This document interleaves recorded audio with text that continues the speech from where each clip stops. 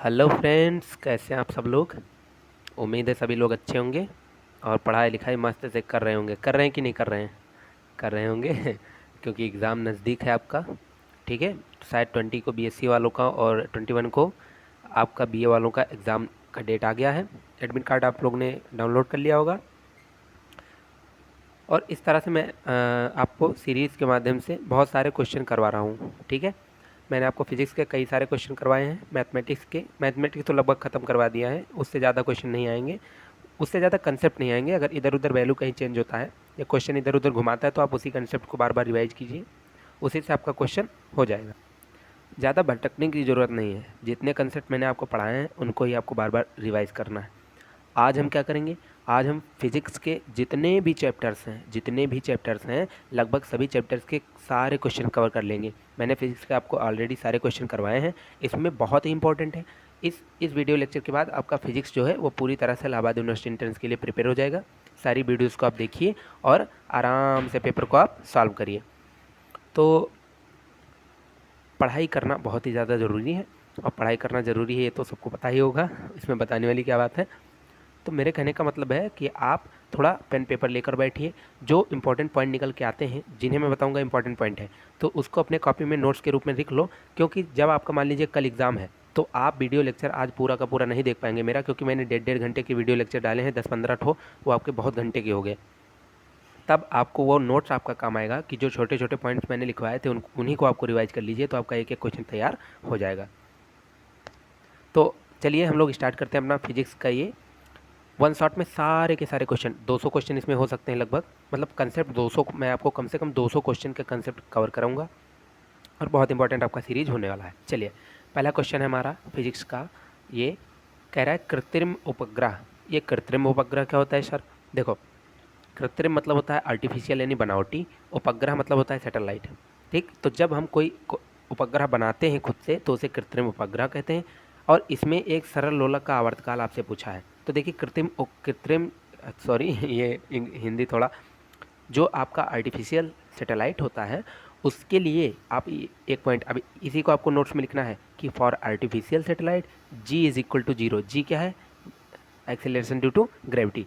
तो for artificial satellite ji is equal to zero होता है। और मैं आपको बता रहा हूँ सरल लोलक यानी कि जो सिंपल पेंडुलम होता है उसका जो आवर्तकाल होता है टी इज इक्वल टू, वो होता है 2 पाई अंडर रूट L/G, जहाँ पे L होता है लेंथ, लोलक की लंबाई, और जी होता है एक्सीलरेशन ड्यू टू ग्रेविटी। अब देखो जी का मान तो जीरो हो जाएगा कृत्रिम उपग्रह के लिए, तो जीरो रखते ही ये बन जाएगा इनफाइनाइट। तो इसलिए इसका जो आपका आ गया टाइम पीरियड वो आ गया अनंत। अनंत मतलब इनफाइनाइट।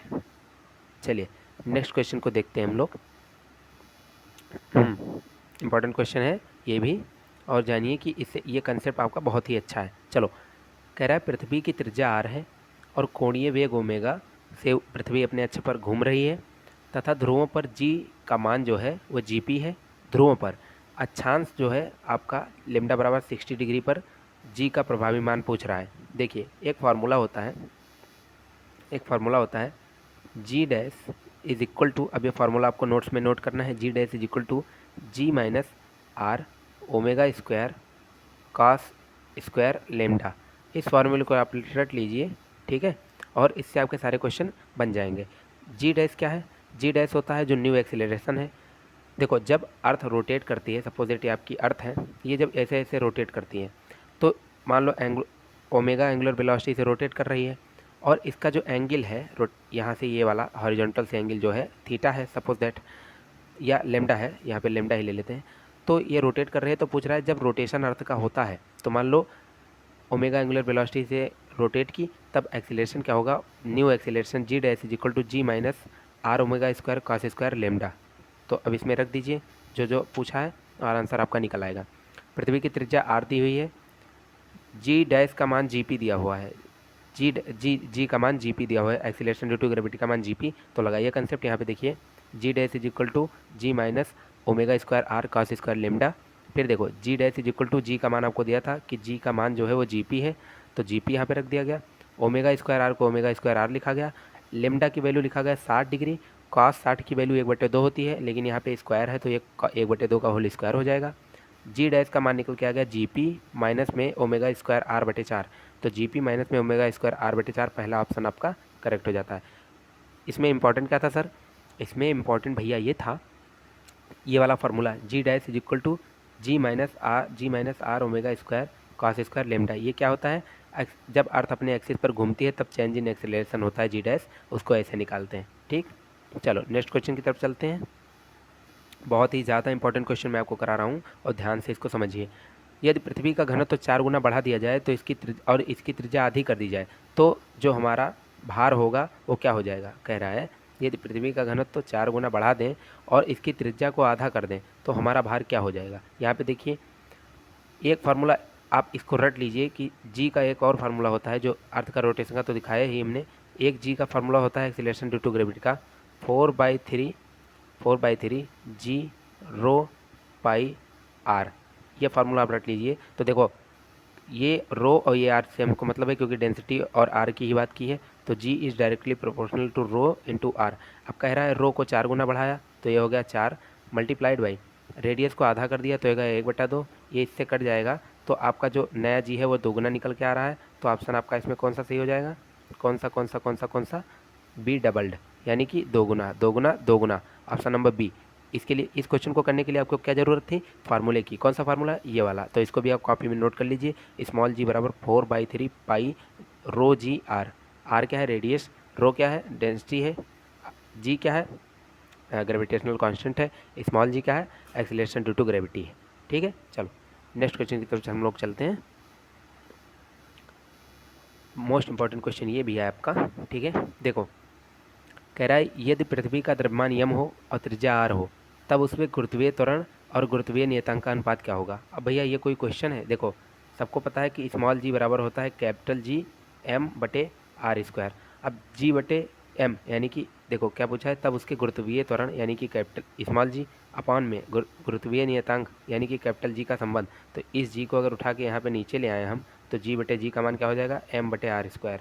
ठीक, तो चलिए एम बटे आर स्क्वायर यहाँ पे देखिए जी बटे जी पूछा था, जी बराबर जी एम बटे आर स्क्वायर था और जी बटे जी का मान निकल के एम बटे आर स्क्वायर आ गया। चलो नेक्स्ट क्वेश्चन देखते हैं हम लोग। कह रहा है पृथ्वी तल पर पलायन वेग का मान 11.2 किलोमीटर है। उस ग्रह पर पलायन वेग का मान ज्ञात करना है आपको जिसका द्रव्यमान पृथ्वी के द्रव्यमान के बराबर और त्रिज्या जो है पृथ्वी की 1/4 हो। त्रिज्या 1/4 है और द्रव्यमान जो है देखो प्लेनेट का द्रव्यमान पृथ्वी के द्रव्यमान के बराबर है, लेकिन जो प्लेनेट की त्रिज्या है वो पृथ्वी की त्रिज्या की 1/4 है। तो आर पी बराबर आर ई बटा 4 लिखा है। अब यहाँ पे देखिए आप जो आपके पास स्केप वेलोसिटी का फॉर्मूला होता है वो ये होता है v is equal to √2gr। v is equal to √2gr। Escape velocity का ये फार्मूला आप रट लीजिए। ये फार्मूला कई बार एग्जामिनेशन में आपके पूछा जा चुका है। क्या? v is equal to √2gr, v is equal to √2gr, v is equal to √2gr, v is equal to √2gr। अब देखो ये फार्मूला है। अब इसी का एक और रूप होता है √2gm/r और ये हमेशा वैलिड होता है। तो v is equal to √2gr, v e is equal to √2gm/r। जब मास दिया होगा तब ये फार्मूला लगाएंगे। अब देखो v is inversely proportional to 1/√re के है और आर ई जो है वो दिया है, आर पी जो है वो RE/4 है। तो आर अगर ये भी फार्मूला मैं वी पी के लिए लिखूँ तो बी पी बराबर 1/√RP हो जाएगा, जबकि आर पी क्या है आपका RE/4। तो रूट में नीचे RE/4 होगा तो RE/4 जो होगा मान लो यहाँ पे लिख दें हम v p is equal to 1/√RP और RP क्या है RE/4। तो इसको मैं सॉल्व करूँ 1/RE/4 तो 4 का स्क्वायर रूट 2 हो जाएगा। ठीक है, और ये जो है वो ऊपर चला जाएगा। ठीक, तो यहाँ पे क्या हो जाएगा आपका 2। तो ये 2 टाइम्स हो जाता है इसके वेलोसिटी का, 2 मल्टीप्लाई हो चुके 1/√RE की वैल्यू क्या हो जाती है VE। ठीक, यहाँ देखो 1/√RE की वैल्यू VE हो जाती है। तो ये 2 टाइम्स VE के हो जाता है यानी कि इसके वेलोसिटी आपकी दुगनी हो जाएगी। तो 11.2 को 2 मल्टीप्लाई करा दीजिए तो ये हो जाएगा आपका 22.4 किलोमीटर पर सेकेंड। फिर से कंसेप्ट सीखिए, v is equal to √2gm/r लिखा था, यहाँ से देखिए v is inversely proportional to 1/√r था e। अब यही फार्मूला हम प्लेनेट के लिए लिखें तो bp इज इक्वल टू हो जाएगा 1/√rp। अब अगर इसको इससे डिवाइड करा दें और re का मान जो है वो rp का मान जो है यहाँ पे rp का मान RE/4 लिख दें तो आपकी जो इसके वेलोसिटी जाएगी नई वाली इसके वेलोसिटी v e डैश वो 2v0 आएगी। यानी पहले 2ve आएगी, यानी पहले इसके वेलोसिटी का दुगना। तो पहले इसके वेलोसिटी आपकी 11.2 थी, उसको दोगुना करके मल्टीप्लाई करा दिए, तो आपका ऑप्शन नंबर सी करेक्ट हो जाता है। चलिए नेक्स्ट क्वेश्चन की तरफ चलते हैं हम लोग। कह रहा है कि एक भूस्थीय उपग्रह, भूस्थीय उपग्रह का क्या मतलब होता है? ये जियो स्टेशनरी सैटेलाइट, याद रखिए जियो स्टेशनरी सैटेलाइट। अब इसके बारे में आपको कुछ बता देता हूँ। देखो जियो स्टेशनरी सैटेलाइट क्या होता है? जियो स्टेशनरी सैटेलाइट वह सैटेलाइट होता है, जैसे मैंने एक सैटेलाइट को ऐसे फिट कर रखा है, सपोज दैट मैं आपको एग्जांपल देता हूँ। जैसे आपके यहाँ मान लो एंटीना लगा है, या टाटा स्काई या डिश लगा होगा। जब आपके पास डिश लगाने कोई आता है तो वो आपका सिग्नल एक बार मिला देता है, ठीक है। और वो सिग्नल मिलता किससे है? वो कहीं आसमान से नहीं मिलाता, वो सैटेलाइट से आपका सिग्नल मिलाता है। तो जब आपका सिग्नल सैटेलाइट से मिला दिया जाता है तो बार बार उसको तो सिग्नल मिलाना नहीं पड़ता। क्यों ऐसा क्यों होता है? क्योंकि बाहर हमने पृथ्वी, ये पृथ्वी है हमारी, इसके बाहर हमने एक सैटेलाइट फिट कर रखी है, जियो स्टेशनरी सैटेलाइट, जो कि इसके साथ साथ रोटेट करती है पृथ्वी के। यानी 24 घंटे में अगर अर्थ अपना चक्कर पूरा करती है तो 24 घंटे में जियो स्टेशनरी सैटेलाइट भी अपना चक्कर पूरा करती है। और ये क्वेश्चन पूछा जा चुका है कि जियो स्टेशनरी सैटेलाइट का चक्कर कितने घंटे पूरा होता है? तो एक दिन में 24 घंटे में, यानी ठीक। तो ये पृथ्वी के साथ साथ ही घूमता है। अब सपोज दैट आपका ये पृथ्वी है, यहाँ पे आपका एंटीना है, और इसका सिग्नल हमने यहाँ के जो जियो स्टेशनरी सैटेलाइट है उससे मिला दिया। अब ये अर्थ सपोज दैट आपका घूमा, और घूम के अर्थ थोड़ा सा ऐसे हो गया, ये पॉइंट आपका यहाँ आ गया। एक मिनट मैं आपको समझाऊँ। जो वहाँ वाला पॉइंट था, सपोज दैट वाला पॉइंट यहाँ आ गया, ठीक। और तब होता क्या है कि यहाँ जो आपने सैटेलाइट फिट कर रखा था, ये भी घूम के यहाँ आ जाता है यहाँ। तो फिर इसी के सामने छतरी हो गई, यानी कि बार बार सिग्नल चेंज नहीं कर पा रहे, तो सैटेलाइट के साथ ही घूम रहा है। इसलिए अगर ये घूम नहीं पाता तो यहाँ पे हमारा सिग्नल गड़बड़ हो जाता। तो इसी को जियो स्टेशनरी सैटेलाइट कहते हैं। और ये जो है ध्रुवीय अक्षों के सापेक्ष परिक्रमण करती है, अर्थ के ध्रुवीय अक्षों के सापेक्ष परिक्रमण करती है। मैं आपको दिखा रहा हूँ फिगर में, उसको देखिए। देखो यहाँ पे आपका कोई जियो स्टेशनरी सैटेलाइट होगा, ठीक है। ये जो ध्रुवीय अक्ष है, ठीक है, और इसके मतलब बहुत लोग इसको इक्वेटर कहेंगे। देखो जियो सिंक्रोनस और एंगल ऑफ इंक्लिनेशन ये है, और ये है अपनी एक्सिस पे घूमता हुआ अर्थ। और ये जो जियो स्टेशनरी सैटेलाइट है ये ध्रुवीय अक्ष पर घूमता है पृथ्वी के। तो ऑप्शन नंबर आपका कौन सा कर, रट लीजिए इसको, revolve about the polar axis, revolve about the polar, ये ध्रुवीय अक्षों के सापेक्ष परिक्रमण करती है। कौन? जियो स्टेशनरी सैटेलाइट। चलो मोस्ट इंपॉर्टेंट क्वेश्चन कह रहा है कोई जियो स्टेशनरी उपग्रह या सैटेलाइट है, वो एक विशिष्ट कक्षा में एक दूसरी कक्षा में ले जाया जाता है। नई कक्षा में पृथ्वी के केंद्र से उसकी पहली कक्षा से दूरी दोगुनी है, तो दूसरी कक्षा में आवर्तकाल बताइए। कुछ नहीं करना है, आवर्तकाल का फॉर्मूला देखिए। केपलर ने एक लॉ दिया था, केपलर ने एक लॉ दिया था, कहा था time period of revolving satellite का स्क्वायर जो है वो इन्वर्सली प्रोपोर्शनल होता है आर की पावर क्यूब के, डायरेक्टली प्रोपोर्शनल आर क्यूब के होता है। आर क्या होता है? जैसे मान लो यहाँ अर्थ है, अर्थ के सेंटर से उस सैटेलाइट का डिस्टेंस आर है, टी क्या है? टाइम पीरियड ऑफ सैटेलाइट, ठीक। तो ये रिलेशन दिया था। तो देखो यहाँ पे अगर मैं उस टू के पावर इधर ले आऊँ तो t is directly proportional to r की पावर 3/2 हो जाएगा। अब देखो अगर हम आर को क्या रख दें, उसने कहा है कि दूरी दुगनी है, तो यानी आर को 2r रख देंगे। तो यहाँ पे अगर हम रखेंगे तो ये हो जाएगा t dash is equal to t times 2 की पावर 3/2, क्योंकि are is equal to 2r था। और 2 की पावर 3/2 का 2 की पावर 3/2 को क्या लिख सकते हैं? देखो 2 की पावर 1/2, और इंटू में क्या लिख सकते हैं इसको? 2 की पावर 3। तो देखो ये हो गया √2, और इंटू में हो गया क्या कहते हैं, सॉरी यहाँ पे गड़बड़ हो गया थोड़ा सा, 2 की पावर 3/2। तो इसको हम लोग लिख सकते हैं 2 की पावर 1/2, और इंटू में इसको हम लिख सकते हैं 3।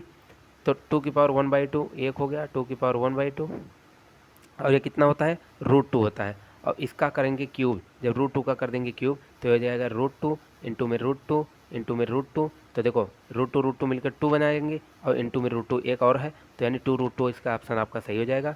तो देखो टी डैश इक्वल टू 2√2 निकला है, 2√2 टाइम टी।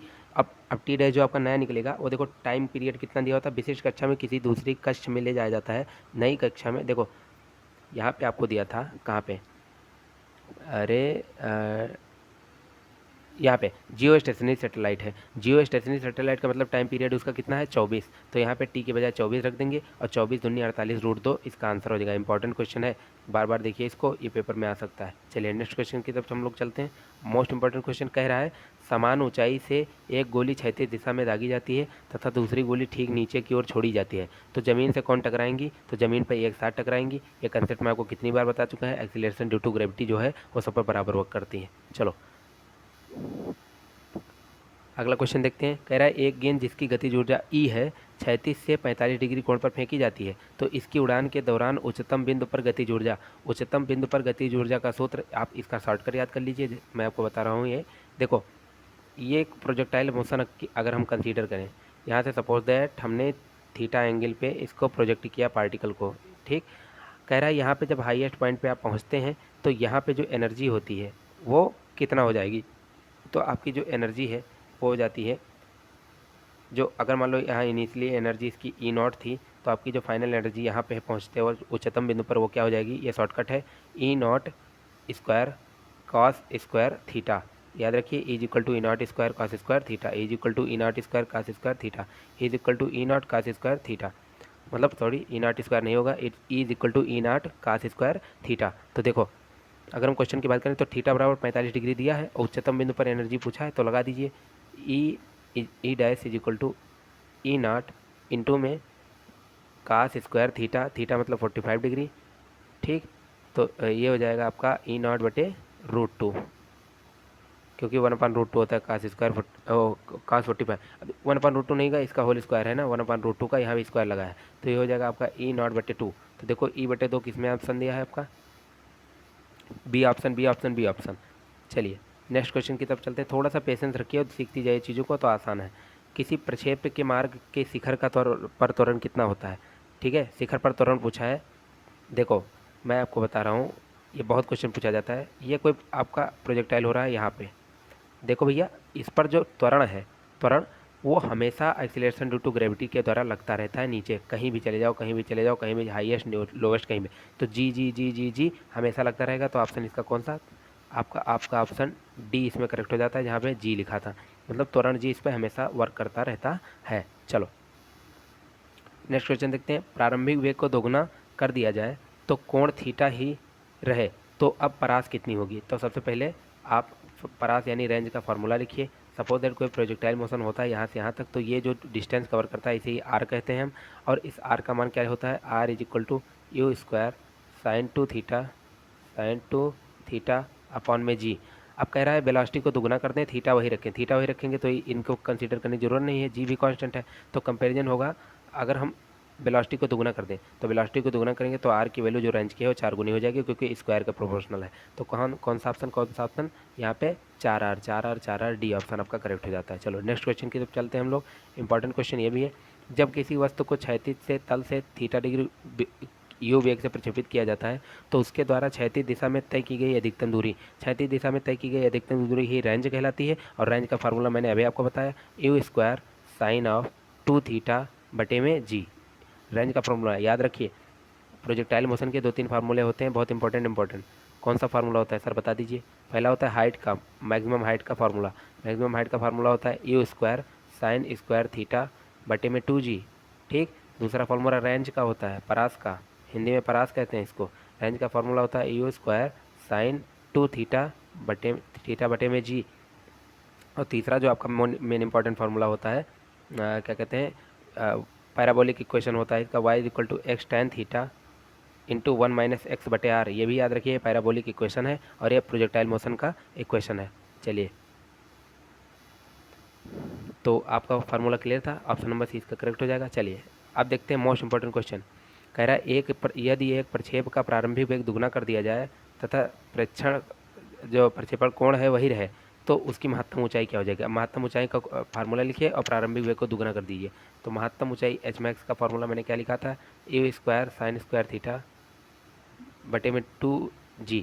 तो 2g कांस्टेंट है, साइन स्क्वायर थीटा में थीटा चेंज नहीं हो रहा तो ये कांस्टेंट है, यानी एच मैक्स जो है आपका वो डायरेक्टली प्रोपोर्शनल है यू स्क्वायर के। यू को 2 गुना किए तो एच मैक्स 4 गुना हो जाएगा। तो वही क्वेश्चन बार बार वही कंसेप्ट बार बार लग रहा है, रट्टा मारिए और आंसर सी इसका करेक्ट है। चलो नेक्स्ट क्वेश्चन देखो, घबराओ मत, घबराने से कुछ नहीं होगा, आराम से बिल्कुल एनर्जी बना के पढ़ते रहो। 2 घंटे में 1 घंटे में आपके सारे क्वेश्चन मैं निपटाने वाला हूँ आज, और पूरा का पूरा यही टॉपिक आपके पेपर में उतर जाएगा, परेशान मत होइए। चलिए, गुरुत्व के अधीन मुक्त प्रक्षेप गति कौन करता है? जब होता है मतलब गुरुत्व के अधीन मुक्त प्रक्षेप गति। कुल मिला के एक प्रोजेक्टाइल मोशन हो रहा है यहाँ पे। तो पूछ रहा है क्या क्या चीज़ें हो सकती हैं। कुल ऊर्जा संरक्षित होगी, संवेग संरक्षित होगा। अब देखो दूसरा पॉइंट देखते हैं, संवेग संरक्षित क्यों नहीं होगा। यहाँ से यहाँ पे आपको चल रहे हैं। अब यहाँ पे देखो वेलोसिटी की डायरेक्शन यहाँ पे ये है, यहाँ पे वेलोसिटी की डायरेक्शन ये है, यानी कि वेलोसिटी चेंज हो रही है, यानी कि p बराबर mv होता है, तो संवेग चेंज होगा, तो संवेग संरक्षित तो रहेगा नहीं, तो ऑप्शन बी आपका गलत है। ऊर्जा एवं संवेग, तो जब ऑप्शन बी गलत है तो संवेग तो संरक्षित होगा नहीं, तो ये भी गलत है। कोई भी संरक्षित नहीं रहता, ये तो गलत बात है, कुछ ना कुछ तो होगा ही। कुल ऊर्जा संरक्षित रहती है। ध्यान रखिए मैंने टोटल एनर्जी की बात की है। अगर यहाँ आपसे पूछता काइनेटिक एनर्जी, तो kinetic energy half m v square होती है, और ये बी चूँकि चेंज हो रहा है तो हाफ एम बी स्क्वायर भी चेंज होगा। इस तरह से काइनेटिक एनर्जी बदलती रहती है। पोटेंशियल एनर्जी, पोटेंशियल एनर्जी देखो यहाँ प्रोजेक्टाइल हो रहा है तो यहाँ पे पोटेंशियल एनर्जी को दूसरी, यहाँ पे दूसरी होगी क्योंकि हाइट का डिफरेंस है, तो पोटेंशियल एनर्जी चेंज हो रही है, काइनेटिक एनर्जी चेंज हो रही है, लेकिन जो टोटल एनर्जी आपकी है, टोटल एनर्जी वो आपकी कांस्टेंट है, वो आपकी कांस्टेंट है। तो ऑप्शन नंबर इसका ए करेक्ट हो जाता है। चलो नेक्स्ट क्वेश्चन की तरफ चलते हैं हम लोग। कह रहा है दो वस्तुओं को समान वेग से प्रक्षेपित किया जाता है। बहुत इंपॉर्टेंट है कि आप प्रोजेक्टाइल मोशन पढ़ के जाएं, आपके पेपर में क्वेश्चन आनी है या नहीं है, ठीक है। तो घबराइए मत, इसको पढ़ते जाइए, बहुत ही अच्छे तरीके से मैं आपको पढ़ा रहा हूँ, और अच्छे तरीके से भी आप पढ़ के चले जाएंगे तो आपका 2-4 क्वेश्चन निपट ही जाएगा। चलो, दो वस्तुओं को समान वेग से प्रक्षेपित किया जाता है यदि एक वस्तु को 36 से 30 डिग्री और दूसरे वस्तु को 60 डिग्री के कोण पर प्रक्षेपित किया जाए तो उनकी अधिकतम ऊंचाइयों का अनुपात क्या होगा। अब देखो अधिकतम ऊंचाई h1 लिख लो, h1 ये होता है you square sine square theta बटे में 2g। h2 लिख लो, ये हो जाएगा आपका you square sine square theta, ये थीटा 1 है, ये थीटा 2 है, बटे में 2g। ठीक, अगर अब आप इसको डिवाइड करते हैं, h1 बटे h2 करते हैं, h1 बटे h2 करते हैं, तो देखिए यहाँ पे यू स्क्वायर है, यहाँ पे स्क्वायर खत्म हो जाएगा, साइन स्क्वायर थीटा 1 बटे साइन स्क्वायर थीटा 2, यहाँ से 2g खत्म हो जाएगा, तो साइन स्क्वायर थीटा 1 यानी कि साइन स्क्वायर 30, पहला जो था 30 डिग्री अपॉन में sine square 60 degree, sine square 60 degree. अब देखो h1 बटे h2 साइन स्क्वायर, अब साइन 30 का मान क्या होता है 1/2, तो ऊपर हो जाएगा 1/2 का होल स्क्वायर, नीचे हो जाएगा साइन 60 का मान √3/2 का होल स्क्वायर। ठीक, ये हो जाता है 1/4, गुणा करा देंगे तो ऊपर हो जाएगा 4, नीचे में हो जाएगा 3, 4 से 4 खत्म, तो 1/3 आपका आंसर h1 बटे h2 का आ जाएगा। कहाँ लिखा है, कहाँ लिखा है 1:3 का अपन 1:3 का अनुपात। देखिए बहुत इंपॉर्टेंट, केवल आपको क्या 3 फार्मूला मैं आपको रटा रहा हूँ, वही आपको रट लीजिए, प्रोजेक्टाइल मोशन आपका खत्म। पहला फार्मूला एच मैक्स का कैसे याद करेंगे sir, you square sine square theta बटे में 2g, और याद करना पड़ेगा भैया, नहीं तो क्वेश्चन नहीं होगा। सिंपल सी बात मैं बता रहा हूँ, इसको रट लो और पूरे प्रोजेक्टाइल से 2 क्वेश्चन आएंगे, उड़ा देना। आर मैक्स क्या होता है, यू स्क्वायर साइन स्क्वायर, एक minute, you square sine 2 theta upon में जी, और एक टाइम पीरियड का फार्मूला होता है टोटल टाइम ऑफ फ्लाइट, यानी कि कितनी देर हवा में रहा ऑब्जेक्ट, तो ये होता है 2u साइन थीटा बटे में जी, 2u साइन थीटा बटे में जी। तो ये भी याद रखिए, 3 फार्मूले मैंने आपको इंपॉर्टेंट करवा दिए। चलो नेक्स्ट क्वेश्चन की चलते हैं। 45 डिग्री के प्रक्षेप कोण से के लिए किसी दिए गए वेग से प्रक्षेपित वस्तु की परास अधिकतम होती है, यह परास न्यूनतम यदि प्रक्षेपण कोण होगा। परास न्यूनतम कब होगी, जब प्रक्षेपण कोण होगा, तो परास को न्यूनतम करना है। तो सबसे पहले परास यानी कि रेंज का फार्मूला लिखो, range is equal to u square sine 2 theta बटे में जी। और ये जो है वो मिनिमम कब होगा, रेंज जो है मिनिमम कब होगा, जब ये 0 होगा। ये 0 कब होगा, यू तो 0 है नहीं, जी तो 0 है नहीं, साइन 2 थीटा जब 0 होगा, तो थीटा बराबर 0 रखेंगे तभी साइन 2 थीटा 0। अब देखो थीटा बराबर अगर 90 रखते हैं तो ये हो जाता है साइन 180, और साइन 180 जो होता है वो कॉस 90 + 90 होता है, 90 + 90 होता है, कॉस 90 + 90, जो कि माइनस साइन, एक मिनट, साइन 90 + 90 होता है, और साइन 90 + थीटा बराबर होता है कॉस थीटा, तो कॉस 90 आ जाएगा, और कॉस 90 0 होता है, तो साइन 180 का मान 0, यानी कि यदि हम थीटा बराबर 0 पुट कर दें ओ 90, तो आपका मान 0 हो जाएगा जो मिनिमम होता है, तो थीटा बराबर 90 डिग्री 90 डिग्री 90 डिग्री। चलो नेक्स्ट क्वेश्चन की तरफ चलते हैं। अगला क्वेश्चन है कि किसी प्रक्षेप उड्डयन काल 10 सेकंड तथा क्षैतिज परास 500 मीटर के प्रक्षेप की अधिकतम ऊंचाई पूछनी है। प्रक्षेप की अधिकतम ऊंचाई, तो सबसे पहले टाइम दिया है तो टाइम ऑफ फ्लाइट का फार्मूला लगा दीजिए 10 सेकेंड। ठीक है, टाइम ऑफ फ्लाइट क्या दिया है 10 सेकेंड, तो और इसका फार्मूला क्या होता है 2u साइन थीटा अपॉन में जी। तो ये जी का मान 10 ले लें, और यहाँ पे 10 दिया है तो ये हो जाएगा 100 इज इक्वल टू बटे 2 इधर कर दें u sine theta, implies that u sine theta आपका कितना आ गया, u साइन थीटा आपका आ गया 50। अब u साइन थीटा पर 50 आ गया, इसको याद रखिए, u साइन थीटा कितना निकला 50। अब देखो अब पूछा है कि आपको जो है क्षैतिज परास 500 मीटर दी हुई है, तो क्षैतिज परास 500 मीटर दी हुई है। R इज इक्वल टू क्या फार्मूला होता है, you square sine 2 theta upon में जी, ठीक, अपॉन में जी, और यू स्क्वायर साइन 2 थीटा, और यू यहाँ पे देखिए यू साइन थीटा 50 निकला था। एच बराबर होता है you square sine square theta बटे में 2g, बटे में 2g। प्रक्षेप की अधिकतम ऊंचाई होगी पूछा है ना, तो अधिकतम ऊंचाई के लिए एच मैक्स लगाएंगे फार्मूला। यू साइन थीटा की वैल्यू यहाँ से 50, तो यानी कि 50 इंटू 50 ऊपर हो जाएगा you square sine square theta की वैल्यू, बटे 2g था तो 2 इंटू 10 हो जाएगा, और इस तरह से इसको सॉल्व करेंगे तो 125 मीटर आपका आंसर सही हो जाएगा। तो ये था कंसेप्ट कि यू साइन थीटा की वैल्यू हमने निकाली और फिर एच मैक्स का फॉर्मूला लिखा उसमें पुट कर दिया। चलिए नेक्स्ट क्वेश्चन की तरफ हम लोग चलते हैं। मोस्ट इंपॉर्टेंट क्वेश्चन ये वाला भी है। कह रहा है एक गेंद ऊपर की ओर फेंकी जाती है और यह परवलयाकार पथ पर घूमने लगती है और फिर पृथ्वी पर लौट आती है, निम्न में से कौन अचर रहेगा। ठीक है, परवलयाकार पथ का मतलब होता है प्रोजेक्टाइल करवाया, प्रोजेक्टाइल करवाया है, पूछ रहा है इनमें से कौन सा कांस्टेंट रहेगा। गेंद की गतिज ऊर्जा बिल्कुल बदलेगी क्योंकि वेलोसिटी बदल रही है। गेंद की चाल बिल्कुल बदलेगी क्योंकि पास आती जाएगी, जब गेंद धरती के तो ज़्यादा तेज जाएगी। वेग का क्षैतिज घटक बिल्कुल नहीं बदलेगा। कौन सा निम्न में से कौन अचर रहेगा, यानी कि क्षैतिज घटक अचर रहेगा। देखो जो आपके पास प्रोजेक्टाइल मोशन होता है, प्रोजेक्टाइल मोशन, उसमें जब आपका प्रोजेक्टाइल मोशन होता है तो जो एक इसके पास जो है दो वेलोसिटी होती है, एक होता है v साइन थीटा, एक होता है v कॉस थीटा। तो जो v कॉस थीटा है वो क्षैतिज वेलोसिटी है और यही चेंज नहीं होती है, बाकी v साइन थीटा चेंज होती है, मोशन अंडर ग्रेविटी के अंतर्गत वर्क करती है। ठीक है, तो वेग का क्षैतिज घटक आपका अचर रहता है, यानी बदलता नहीं है, कांस्टेंट रहता है। चलिए नेक्स्ट क्वेश्चन है, किसी प्रक्षेप के परवलयाकार पथ के उच्चतम बिंदु पर इसके वेग एवं त्वरण की दिशाएं क्या होंगी। उच्चतम बिंदु पर वेग एवं त्वरण की दिशाएं पूछा है। यहाँ पे प्रोजेक्टाइल मोशन है, यहाँ है उच्चतम बिंदु, और यहाँ पे पूछा है त्वरण और वेग। वेग देखो इधर है और त्वरण आपका जो है एक्सीलरेशन ड्यू टू ग्रेविटी की वजह से जस्ट डाउनवर्ड लग रहा है, और इनके बीच में एंगल कितना है 90 डिग्री। तो ऑप्शन आपका कौन सा चलेगा, π/2। कहाँ गया कहाँ गया कहाँ गया कहाँ गया, परस्पर लंबवत लंबवत लंबवत, ऑप्शन नंबर ए आपका करेक्ट हो जाता है। चलिए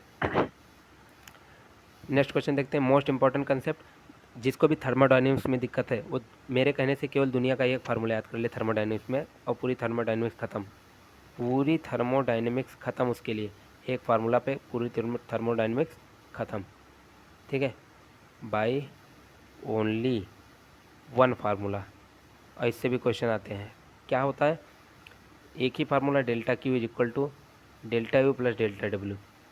ये फर्स्ट लॉ ऑफ थर्मोडायनेमिक्स है, ये इसे भी याद रखिए, फर्स्ट लॉ ऑफ थर्मोडायनेमिक्स। देखो डेल्टा क्यू का मतलब, मान लो आपके पास कोई सिस्टम है, आपके पास कोई सिस्टम है, मान लो सपोज दैट मशीन है। अब मशीन को आपने हीट कर दिया, तो जब आप मशीन को हीट करते हैं तो या तो मशीन अपनी इंटरनल एनर्जी में चेंज करेगा उस हीट का, या तो उसको हीट का उपयोग वो कार्य करने को करेगा। तो ये फर्स्ट लॉ ऑफ थर्मोडायनेमिक्स, जब हम किसी मशीन को, इंजन को हीट देते हैं तो वह उससे अपनी इंटरनल एनर्जी को चेंज करता है और उससे वर्क डन करता है। अब सुनो वर्क डन की कहानी। फिजिक्स में work done by the system जो होता है वो पॉजिटिव होता है। क्यों होता है, जैसे मैंने कहा, आप मशीन आपको आपके लिए काम कर रही है, तो ये तो अच्छी बात है ना। जैसे मान लीजिए सिंचाई करने आप खेतों में मशीन लगाए, इंजन आपके लिए काम कर रहा है, तो ये तो अच्छी बात है ना भाई, वो आपके लिए काम कर रहा है, यानी कि उस डेल्टा डब्ल्यू पॉजिटिव है, यानी work done by the system is positive. और अगर हमको उसमें तेल ज़्यादा डालना पड़े और वो इंजन चले ना, तो इसमें हमारा घाटा है ना, तो work done on the system is negative. तो इस तरह से आप इसको याद रखिए, फिजिक्स का कंसेप्ट, ये भी मोस्ट इंपॉर्टेंट कंसेप्ट है। चलिए अब जानिए वर्क डन क्या होता है। वर्क डन होता है p delta v. Delta v क्या होता है, change in volume. Delta v क्या होता है, चेंज इन वॉल्यूम, ये होता है चेंज इन वॉल्यूम। पी होता है प्रेशर, तो प्रेशर इंटू वॉल्यूम, ये होता है आपका वर्क डन। तो ये भी याद रखिए। तो इस तरह से अगर डब्ल्यू की वैल्यू पी डेल्टा बी रख दें तो आपका फर्स्ट लॉ ऑफ थर्मोडायनेमिक्स क्या हो जाएगा, डेल्टा यू, और प्लस डेल्टा डब्ल्यू की जगह रख देंगे पी डेल्टा बी। तो ये फर्स्ट लॉ ऑफ थर्मोडायनेमिक्स हो जाता है, और यही आपके ऑप्शन में दिया होगा, यही आपके ऑप्शन में दिया होगा। क्या first law of thermodynamics is given by, तो क्या d q is equal to d u plus p d v, d q is equal to d u plus p d v, option number A correct हो जाता है। चलिए next question की तरफ चलते हैं। कह रहा है कि जब कोई निकाय 2 किलो कैलोरी ऊष्मा अवशोषित करके 500 जूल कार्य करता है तो उसका आंतरिक ऊर्जा में परिवर्तन। एक ही फार्मूला रटाया था, उसी से थर्मोडायनेमिक्स खत्म। देखो डेल्टा थीटा जो है आपकी कैलोरी, 2 किलो कैलोरी दी है, पहले किलो को आप कैलोरी में चेंज करिए, तो किलो को चेंज करेंगे आप तो 2 × 10⁻³ हो जाएगा, और कैलोरी को जूल में चेंज कर लेके मल्टीप्लाई कराना पड़ता है 4.2 से। ठीक है, याद रखिएगा जब कभी कैलोरी से आप, देखो इसमें आपको 2 यूनिट दिए थे, 500 जूल कार्य था और 2 किलो कैलोरी ऊष्मा थी। तो या तो जूल कार्य को कैलोरी किलो ऊष्मा में कन्वर्ट कर लीजिए, या तो किलो कैलोरी ऊष्मा को आप जूल में कन्वर्ट कर लीजिए। तो किलो कैलोरी ऊष्मा को जूल में कन्वर्ट करना आसान है, और इसको चेंज कैसे करेंगे, 2 किलो लिखा था तो 2 इंटू 10⁻³ कर दिया, इंटू में 4.2 से मल्टीप्लाई कर दिया। तो इसका 4.2 से मल्टीप्लाई करने पर 8400 निकल के आएगा। ये आपका डेल्टा क्यू आ गया। डेल्टा क्यू, एक मिनट, आपका डेल्टा क्यू निकल के आ गया है 8400। ठीक है, यहाँ देखिए कैलकुलेशन। और डेल्टा डब्लू आपका दिया है 500 जूल। डेल्टा डब्लू आपका जो है 500 जूल है। ठीक, अब आपसे पूछा है कि चेंज इन इंटरनल एनर्जी क्या होगा, तो भैया फार्मूला लगा दीजिए ये वाला, delta Q is equal to delta U plus delta W. Delta Q का मान दिया है 8400, डेल्टा यू का मान निकालना है, डेल्टा डब्लू का मान 500। तो 84 में से 500 गए 7900, ये हो गया आपका इंटरनल एनर्जी 7900। चलिए नेक्स्ट क्वेश्चन की तरफ चलते हैं हम लोग। यदि डेल्टा क्यू और डेल्टा डब्लू क्रमशः निकाय में दी गई ऊष्मा एवं निकाय पर किए गए कार्य को प्रदर्शित करते हैं, तब ऊष्मागतिकी के प्रथम नियम को लिखा जा सकता है, delta U is equal to आंतरिक ऊर्जा में परिवर्तन। चलो, delta Q delta W represent the heat supplied to the system and the work done on the system respectively. Then the first law of thermodynamics से डेल्टा, देखो कह रहा है कि डेल्टा क्यू जो है वो रिप्रेजेंट करे heat supplied to the system, ठीक, and the work done on the system. अब देखो work done on the system मैंने कहा था निगेटिव होता है, on the system work done जो होता है वो निगेटिव होता है। बस यही चीज़ आपको ध्यान रखनी थी, निगेटिव होता है। अब आप लिखिए फार्मूला अपना, लिखिए delta Q is equal to delta U plus delta W. चूँकि work done on the system है तो यहाँ पे माइनस डब्लू हो जाएगा, तो delta U minus delta W, ये जहाँ पे ऑप्शन लिखा है आपका वही करेक्ट हो जाता है। तो delta U minus delta W, ये ऑप्शन नंबर आपका कौन सा, बी करेक्ट हो जाता है, बी। चलिए नेक्स्ट क्वेश्चन की तरफ हम लोग चलते हैं। ये डेल्टा क्यू डेल्टा डब्लू ऊष्मागतिकी में किया गया कार्य, तो डेल्टा डब्लू निगेटिव है, डेल्टा ये इतना, ये क्वेश्चन डिस्कस हो चुका अभी तुरंत। चलिए, ऊष्मागतिकी का निर्देशांक नहीं है इनमें से, पी ऊष्मागत थर्मोडायनेमिक कांस्टेंट है, बी थर्मोडायनेमिक कांस्टेंट है, टी थर्मोडायनेमिक कांस्टेंट है, लेकिन आर गैस कांस्टेंट है, ये गैस कांस्टेंट है, और इसकी वैल्यू जो होती है वो आपके थर्मोडायनेमिक निर्देशांक के अंतर्गत नहीं आती है। तो ये आपका क्या कहते हैं, गैस कांस्टेंट है, are is equal to ATM litre per mole kelvin इसका मात्रक होता है। तो ऑप्शन नंबर आपका डी सही हो जाएगा, आर। बेस्ट क्वेश्चन, एक वस्तु में ऊष्मा का आदान प्रदान नहीं होता है, यदि उसकी आंतरिक ऊर्जा को बढ़ाया जाए तो क्या होगा। देखो, एक आपके पास सपोज दैट एक बोतल है, ठीक, इस बोतल में जो है ऊष्मा का आदान प्रदान नहीं हो गया, यानी कि इसकी जो बाउंड्रीज हैं वो एडियाबैटिक है। एडियाबैटिक बाउंड्रीज क्या होते हैं, जिसमें हीट का आदान प्रदान नहीं होता है, तो एडियाबैटिक बाउंड्रीज है। तो कह रहा है कि जब एडियाबैटिक बाउंड्रीज है तो इसकी आंतरिक ऊर्जा में अगर हम वृद्धि करते हैं, तो अगर हम आंतरिक ऊर्जा को बढ़ाएंगे तो आंतरिक ऊर्जा से बढ़ने से केवल एक ही राशि इफेक्ट होती है, वो है टेम्परेचर। तो डेल्टा, अगर आंतरिक ऊर्जा को डेल्टा यू की बात करें तो हो जाए N C V delta T. तो देखिए जो आपका डेल्टा यू है वो directly proportional to delta T है टेम्परेचर के। तो कहने का मतलब क्या है, यदि इसकी आंतरिक ऊर्जा बढ़ा दी जाती है तो आपका जो टेम्परेचर है वो बढ़ जाएगा, तो इसका ताप जो है बढ़ जाएगा। Option number A correct, A correct, A correct. चलिए अगले क्वेश्चन पे चलते हैं, मस्त रूप से पढ़ते रहिए। मैं आपको कितने क्वेश्चन करा दिए, देखो ढेर कर दिए हैं, इसमें 200 से क्वेश्चन कम नहीं होगा, परेशान मत होइए, पढ़ते रहिए, केवल आराम से आपका सिलेक्शन हो जाए बस किसी तरह से। दिन रात एक कर दीजिए, 3-4 दिन बचा है, बिल्कुल झोंक डालिए, पढ़ डालिए, सब उड़ा दीजिए। एक निकाय को 200 कैलोरी ऊष्मा दी जाती है, निकाय द्वारा परिवेश पर किया गया कार्य 40 जूल है, इसकी आंतरिक ऊर्जा, भैया वही क्वेश्चन बार बार, हाँ वही कंसेप्ट बार बार आता भी है। 200 कैलोरी को आप जूल में चेंज करेंगे तो क्या हो जाएगा, 200 गुणे कैलोरी को 4.2 मल्टीप्लाई करा दीजिए, तो 42 दूना क्या होता है 84, यहाँ लिखा, ठीक है। और एक अंक के बाद पॉइंट, तो 8.4 जूल हो गया। ये आपका क्या है, ये आपका है ऊष्मा दी जाती है यानी डेल्टा क्यू, तो डेल्टा क्यू 8.4 है जूल है। एक मिनट, delta Q is equal to क्या हो जाएगा, 200 गुणे 4.2 हमने किया था, 200 गुणे 4.2, इसको कर लीजिए 200 गुणे 4.2। देखो तो 42 दूनी 84 है, एक अंक के बाद पॉइंट लगा था, लेकिन यहाँ से 2 जीरो मल्टीप्लाई भी था, मल्टीप्लाई भी 2 जीरो था, तो 2 जीरो से मल्टीप्लाई करेंगे तो 840 निकल के आया। तो यानी डेल्टा क्यू आपके पास निकल के आया, जो डेल्टा क्यू वो निकल के आया 840। आपको दिया गया 40 जूल, और क्या कहा है, निकाय द्वारा किया गया कार्य। तो जब सिस्टम कार्य करता है यानी मशीन कार्य करती है तो अच्छा चीज़ है ना, मशीन काम करे हमारे लिए तो पॉजिटिव होता है। तो डेल्टा डब्लू आपका क्या दिया है, प्लस में 40 जूल। अब लगाइए थर्मोडायनेमिक्स का फर्स्ट इक्वेशन, आंसर पाइए, delta Q is equal to delta W plus delta U. Delta U निकालना है तो डेल्टा क्यू में से डेल्टा डब्लू घटा दो, तो ये है 840 और इसमें से घटा देंगे 40, तो ये हो जाएगा 800। तो 800 आपका इंटरनल एनर्जी हो जाएगी। अब पूछा वृद्धि या कमी, तो पॉजिटिव आंसर आ जाता है, इसलिए वृद्धि। बहुत लोग कमी लगा के चले आए भैया, निगेटिव आंसर आता तब कमी लगता। चलिए अगला क्वेश्चन देखते हैं कि किसी आदर्श गैस के लिए यानी किसी आइडियल गैस के लिए डी डब्ल्यू अगर जीरो हो और D Q less than zero हो तो क्या होगा। देखो भैया फिर वही फर्स्ट लॉ ऑफ थर्मोडाइनमिक्स जो है थर्मोडाइनमिक्स की रीढ़ की हड्डी है। मैंने फर्स्ट लॉ इसीलिए बार बार चिल्ला के बता दिया, delta Q is equal to delta U plus delta W रट लीजिए और इसी से आपका थर्मोडाइनमिक्स का सब क्वेश्चन लग जाएगा। देखो फिर वही क्वेश्चन लिखिए, delta Q is equal to delta W plus में डेल्टा यू। अब देखो कहा है डेल्टा डब्ल्यू जीरो है, तो ये जीरो हो गया हमारा। अगर ये जीरो हो गया तो डी क्यू बराबर डी यू है, और अगर डी क्यू आपका जो है वो लेस देन जीरो है तो डी यू जो आपका है वो भी लेस देन जीरो होगा, क्योंकि दोनों एक दूसरे के इक्वल हैं। तो यानी कि इंटरनल एनर्जी जो है आपकी इंटरनल एनर्जी वो लेस देन जीरो है। इंटरनल एनर्जी किस पे डिपेंड करती है, दुनिया में इंटरनल एनर्जी केवल एक ही चीज़ पर डिपेंड करती है, होता है टेम्परेचर। ध्यान रखिए, दुनिया में इंटरनल एनर्जी एक ही चीज़ पर डिपेंड करती होता है टेम्परेचर। तो यानी delta U less than zero तो टेम्परेचर भी लेस देन जीरो। तो याद रखिए टेम्परेचर घटेगा, कहाँ गया, ताप घटेगा, ताप घटेगा, ताप घटेगा। अगला क्वेश्चन देखते हैं, समतापीय परिवर्तन है तो आदर्श गैस का नियम का पालन किया जाता है, वो कौन सा नियम कहलाता है। तो देखिए समतापीय परिवर्तन कहा है यानी कि टेम्परेचर कांस्टेंट कर दें, टेम्परेचर कांस्टेंट कर दें, कांस्टेंट। तो लिखिए P V is equal to N R T. और टेम्परेचर कांस्टेंट है तो इसकी तो बात करेंगे नहीं, आर आपका वैसे ही कांस्टेंट हो गया, एन आपका कांस्टेंट है ही, तो यानी P V is equal to constant आ गया, कांस्टेंट यानी P is equal to constant है तो यानी P is inversely proportional to 1/v। यही आपका बॉयल्स लॉ कहलाता है। नीचे वॉल्यूम है ना, तो इसे बॉयल्स लॉ ऐसे ट्रिक से याद कर सकते हो कि जब P is inversely proportional to 1/v होता है तो वी से वॉल्यूम, तो यानी वी से बॉयल्स लॉ, तो ये बॉयल्स लॉ हो जाता है। चलो बॉयल का नियम। अब सर चार्ल्स लॉ बता दीजिए, जब आपका क्या कहते हैं चार्ल्स लॉ क्या होता है, जब आपका हम वॉल्यूम कांस्टेंट कर दें तो pressure is directly proportional to temperature हो जाता है, तो ये होता है आपका चार्ल्स लॉ। कैलुजाक का नियम इसी प्रकार से क्या होता है, volume of any gas directly proportional to क्या कहते हैं, अरे नंबर ऑफ मोल्स के, ठीक है। तो ये कैलुजाक का नियम होता है, थोड़ा देख लीजिएगा इसको जो है। बाकी ये दोनों इंपॉर्टेंट है, बॉयल्स का लॉ और चार्ल्स का लॉ, ठीक है। चलिए रात को यार बहुत सारी नींद आने लगती है, ठीक है, चिल्लाते चिल्लाते गला फाड़ते फाड़ते।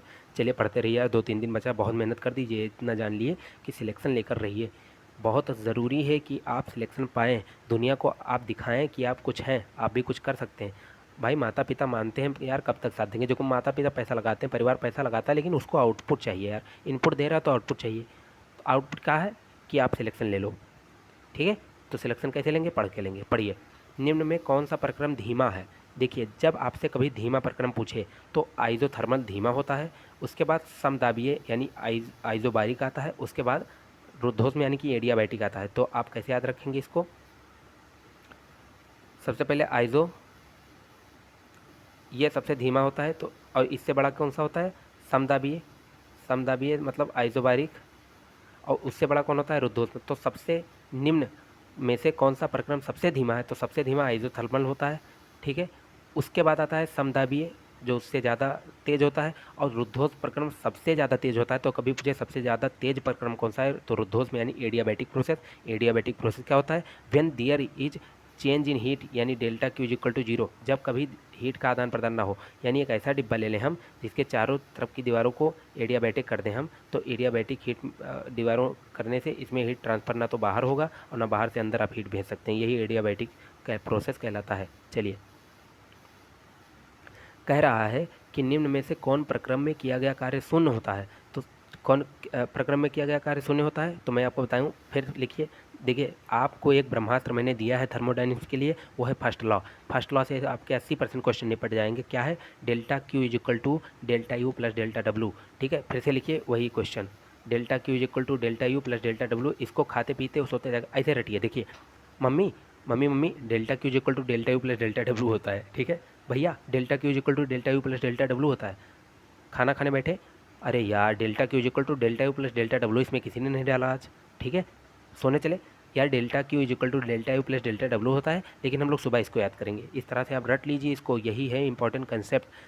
क्या कहा है इसने भैया, क्या कहा है कि वर्क जीरो है, वर्क जीरो करना है, इसका मतलब क्या हुआ, होता क्या है वर्क का फॉर्मूला थर्मोडाइनमिक्स में, P delta we, P delta we. अब ये जीरो कब होगा, प्रेशर के जीरो कर दो या तो वॉल्यूम के जीरो कर दो। तो समायतनिक प्रोसेस अगर हो जाएगा तो डेल्टा V जीरो हो जाएगा। समायतनिक मतलब आयतन समान रहे। तो अगर V1 is equal to V2 है तो इनका चेंज निकालेंगे V1 माइनस V2, यानी डेल्टा V ये इज इक्वल टू जीरो आ जाएगा। और डेल्टा V जीरो इसका मतलब वर्क जीरो। तो कहने का मतलब है कि जब आपका समायतनिक प्रोसेस होता है यानी कि आइसोकोरिक प्रोसेस, आइसोचोरिक नहीं आइसोकोरिक, तब आपका जो रुद्धों ये क्या कहते हैं कार्य हो जाता है, वर्क डन हो जाता है थर्मोडायनेमिक प्रोसेस में, वो जीरो हो जाता है। तो इंपॉर्टेंट क्वेश्चन है, आपके पेपर में पूछा जा सकता है। कार्नो चक्र में प्रथम प्रक्रम क्या होता है? कार्नो साइकिल में बना देता हूँ और इसको रट लीजिए। प्रथम चक्र पूछे, द्वितीय, तृतीय, चतुर्थ, पंचम मतलब 4 ही होता है। जो पूछा बता ले जाएंगे। ये हमारा वाई एक्सिस, ये हमारा एक्स एक्सिस, ये वाई चच्चा, ये एक्स चच्चा। अब क्या होता है इसमें? सबसे पहले आइसोथर्मल कंप्रेशन होता है, फिर एडियाबैटिक एक्सपेंशन होता है, फिर आइसोथर्मल एक्सपेंशन होता है, फिर एडियाबैटिक कंप्रेशन होता है। तो ये हुआ आइसो कंप्रेशन, ठीक। ये हुआ एडियाबैटिक एक्सपेंशन, दूसरा वाला एडियाबैटिक, ये दूसरा है, ये पहला है एडियाबैटिक क्या कहते हैं एक्सपेंशन, एक्सपेंशन। ये क्या है? ये है isothermal expansion, iso expansion, expansion, ये तीसरा प्रोसेस है आपका। और ये आपका क्या है? ये चौथा वाला प्रोसेस है। ये चौथा वाला जो डंडा खींचा हमने, ये होता है एडियाबैटिक कंप्रेशन, एडियाबैटिक कंप्रेशन। तो अब उसमें आपसे पूछा क्या है कि कार्नो चक्र में प्रथम प्रक्रम क्या होता है? तो आइसोथर्मल कंप्रेशन, यानी समतापीय संपीड़न। ऑप्शन नंबर सी आपका करेक्ट हो जाता है। चलिए नेक्स्ट क्वेश्चन की तरफ चलते हैं हम लोग। अब एसएचएम पर आगे। एसएचएम से कितने क्वेश्चन सर आएंगे? 2 लिखित ले लीजिए, और जो पढ़ा रहा हूँ उसी से आएंगे। चलो, सरल आवर्त गति में क्या होता है भैया बताइए? गतिज ऊर्जा का मान स्थिर होता है, कला का मान स्थिर होता है, स्थितिज ऊर्जा का मान स्थिर होता है, आयाम का मान। देखिए दुनिया में सारी चीज़ें एसएचएम में बदलती हैं। गतिज ऊर्जा का मान बदलता है, क्यों? क्योंकि वेलोसिटी बदलती रहती है। अरे भैया ये देखिए, सरल आवर्त गति आपसे पूछा, मान लीजिए मैंने कहा ये है, suppose that spring motion he consider कर लीजिए। ये स्प्रिंग इधर उधर हो रही है, तो वेलोसिटी इसकी चेंज हो रही है, गतिज ऊर्जा बदलेगी। कला क्या है? कहीं कला इसका 0 है, कहीं π/2 है, कहीं पाई है, तो कला भी चेंज होगा।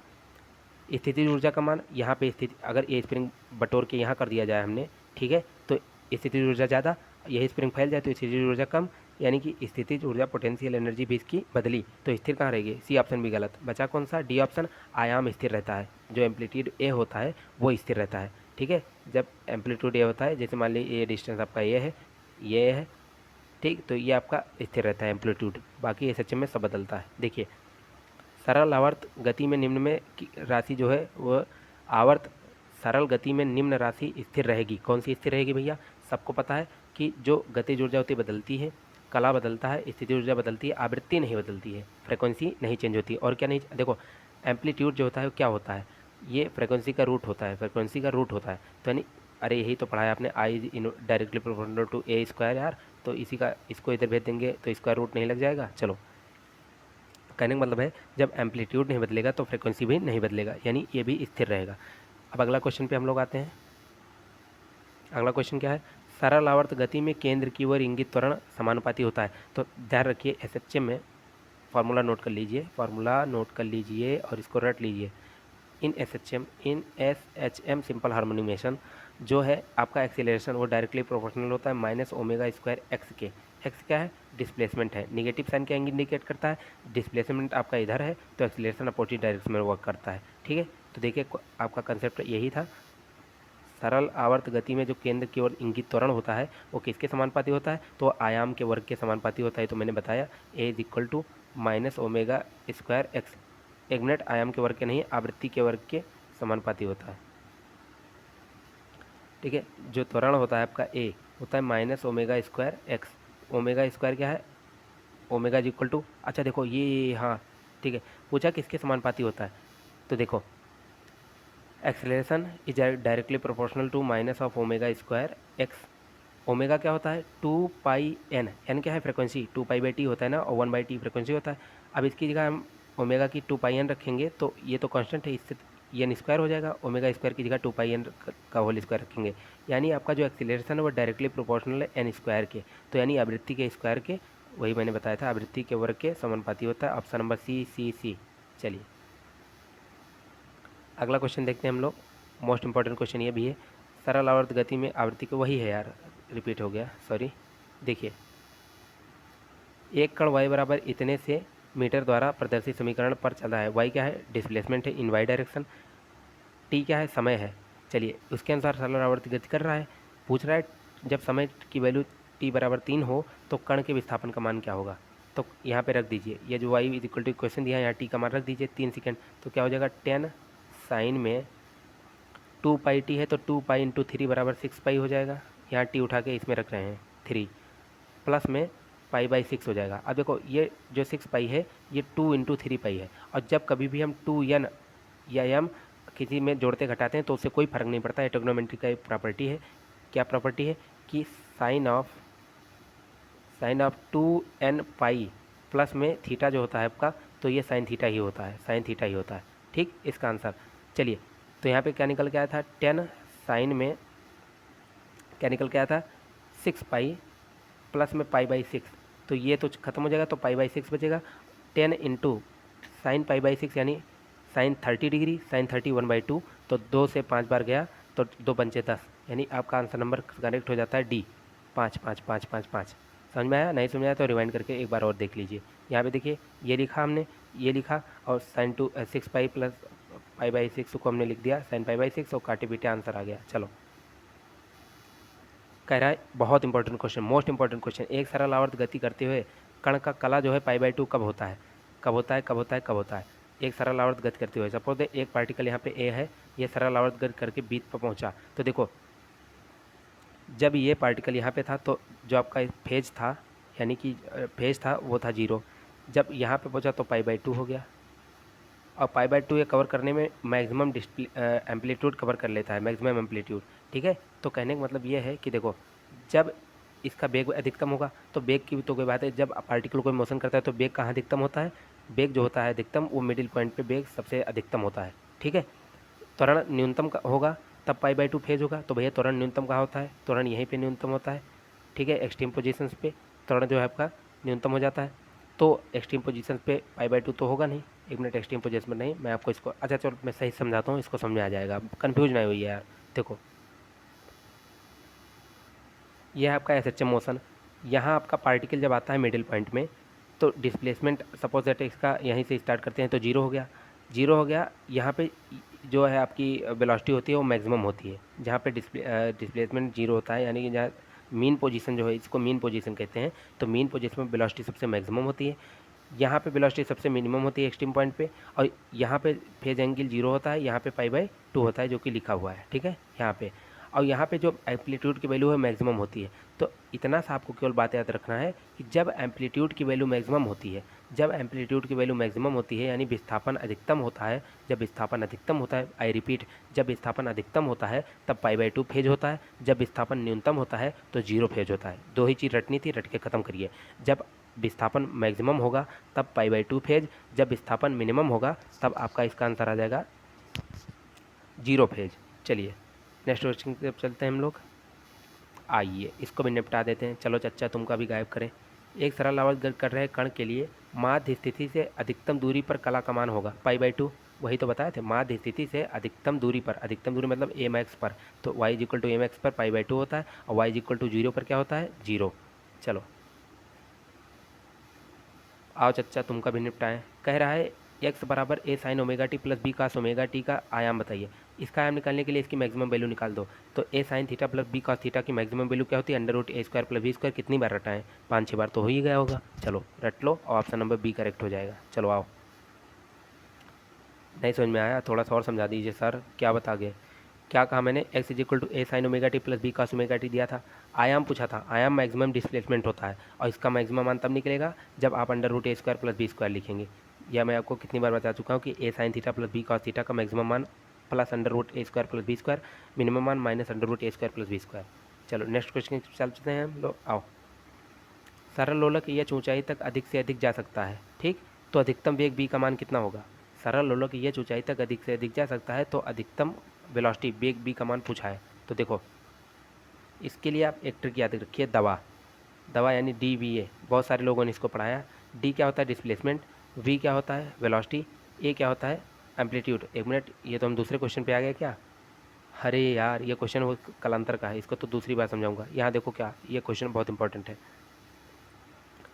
कह रहा है कि सरल लोलक एच ऊंचाई तक अधिकतम अधिक से अधिक जा सकता है तो अधिकतम वेग बी का मान क्या होगा। एच ऊंचाई तक सरल लोलक अगर अधिक से अधिक जा सकता है तो इसका अधिकतम जो वेग है उसका मान निकालने के लिए आपको एक फार्मूला इस्तेमाल करना पड़ेगा। जैसे एच ऊंचाई तक अधिक से अधिक जा सकता है, ठीक, सरल लोलक, तो इस मैक्सिमम हाइट एच तक जा सकता है, तो वी का जो मान होता है वो √2GH होता है, √2GH होता है। तो इसको आप रट लीजिए, पहला आपका ऑप्शन जो है ये करेक्ट हो जाता है।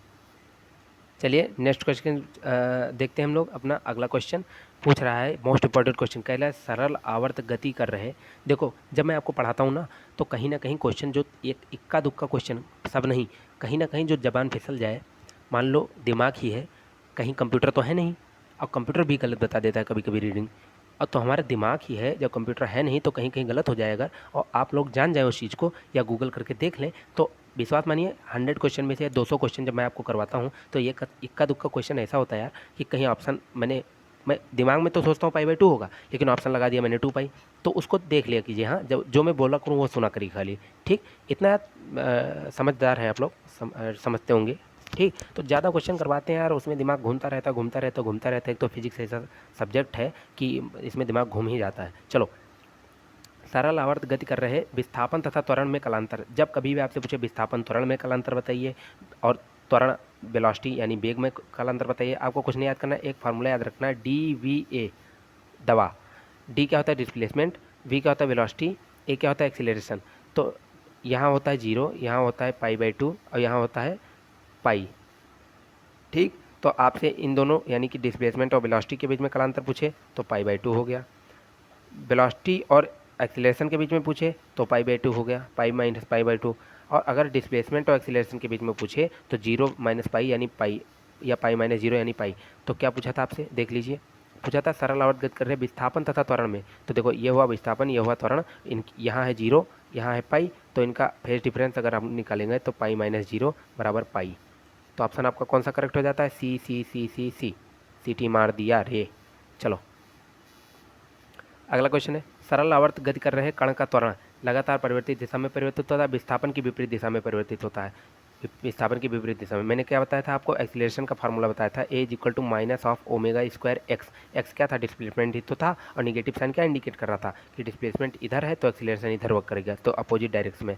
तो आंसर नंबर सी इसका करेक्ट हो जाता है। चलिए, बहुत इंपॉर्टेंट क्वेश्चन यही आएगा आपके पेपर में, रट लीजिए इसको। प्रत्यास्था सीमा से अधिक बाह्य बल लगाने से क्या होगा, पदार्थ में स्थायी विकृति उत्पन्न हो जाएगी और पदार्थ बेकार हो जाएगा। जैसे देखो कह रहा है प्रत्यास्थ सीमा से, इलास्टिक लिमिट जो है आपकी उससे ज़्यादा भी, मान लो एक तार है आपका, इसको खींच रहे हैं और खींचते खींचे इलास्टिक लिमिट क्या होती है, किसी तार को हम इतना खींचें, इलास्टिक लिमिट मैं बता रहा हूँ प्रत्यास्था सीमा क्या होती है, ध्यान से सुनिए।